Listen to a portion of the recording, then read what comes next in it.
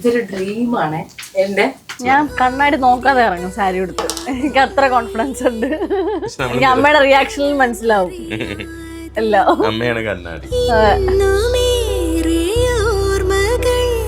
ഞാൻ മനസ്സിൽ വിഷ്വലി ചെയ്യുന്നതിനേക്കാൾ മേളിൽ തരുന്ന എനിക്ക് ഉറപ്പുണ്ട്. അത് വെറുമാക്കല്ല. പിന്നെ എനിക്ക് വേറൊരു മേക്കപ്പ് മാൻ ആണെങ്കിൽ ഞാൻ രാവിലെ വന്നിരിക്കും. കാരണം എനിക്ക് ടെൻഷൻ അതോടെ ശരിയാവോ ഇതവിടെ ശരിയാവോ. ഞാൻ വികാസിന്റെ കാര്യത്തിൽ ഞാൻ എന്തിനോട് വന്നിരിക്കുന്നേ. മുഖം നോക്കി സാരി നോക്കിയില്ല.